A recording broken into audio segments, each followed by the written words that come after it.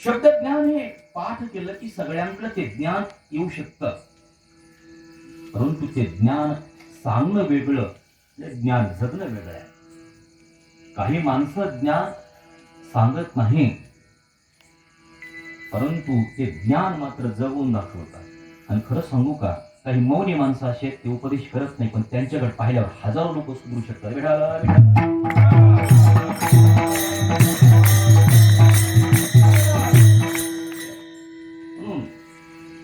ज्ञान हे शब्द ज्ञानापेक्षा वागण्याचं ज्ञान हे अत्यंत महत्वाचं. म्हणून हे बाल संस्कार शिबिर, जसं मी बोलून गेलो सुरुवातीला, नर आणि मादी एकत्र येतात, एखाद्या लेकराला जन्म मिळतो,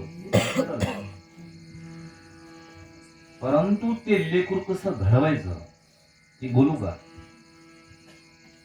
मी खरंच आई आहे का आणि मी खरंच बाप आहे का, हे दुसऱ्याने सांगण्यापेक्षा ज्याचं त्याला समजलं पाहिजे. खरंच मी बाप आहे का? बर, बाप म्हणजे काय आणि माय म्हणजे काय?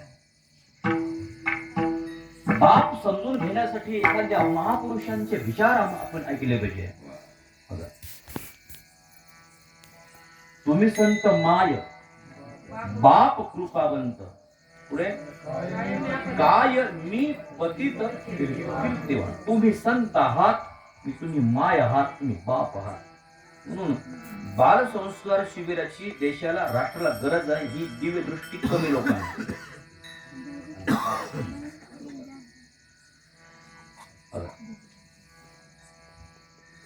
मला वारकरी शिक्षण संस्था त्र्यंबकेश्वरला असताना एका महामंडळेश्वर आले आणि ते बोलता बोलता मला बोलले, गुरुजी मला म्हणाले, आपको सही रास्ता मिल गया, परमार्थ का सही रास्ता ये है.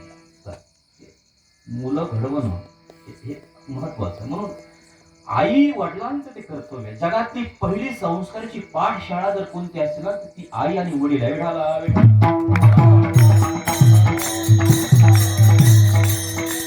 जुन्या काळामध्ये योग्य संस्कार देण्यासाठी मुलांना गुरुकुलामध्ये पाठवलं जायचं, मुलीसाठी गुरुकुल नसायचं.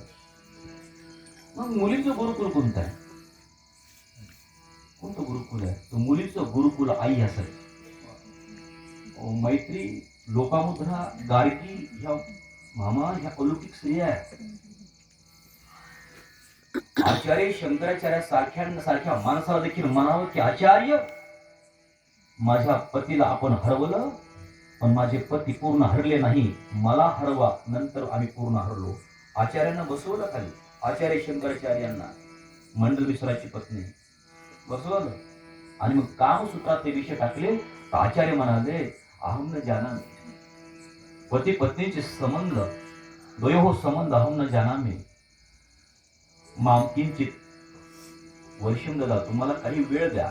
आचार्य 2 वर्ष मागून घेतले, मांडीवर 2 वर्ष मागून घेतले आणि त्या कामसूत्राचा स्टडी अभ्यास केला. नंतर आले. अशा महिला होत्या, विद्वान असायच्या.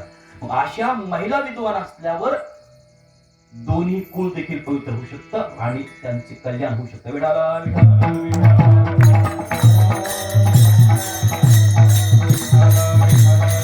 बाल संस्कार शिबिराची काय गरज आहे, काय आवश्यकता आहे, कशासाठी हा खटाटोप आहे? प्रत्येक माणसं जगू लागले. असं वाटतंय आपण जर सगळेजण स्वर्गात गेलो, आता स्वर्गात आपली ती लायकी आहे का नाही मलाही माहिती नाही. मेल्यावर माणसं स्वर्गवाशी लिहितात, वास्तविक पाहता कोणालाच माहित नाही हा स्वर्गात गेला का नरकात गेला.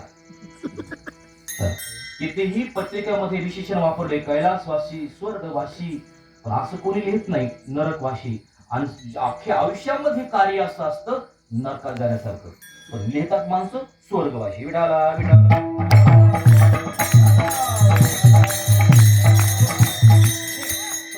उदाहरण, आपण सर्वजण स्वर्गात गेलो आणि देवतांची मैफिल आहे, सगळ्या बाजूने देवता बसलेले आहेत आणि त्या सिंहासनावर भगवान जगदीश परमात्मा बसलेले आहेत.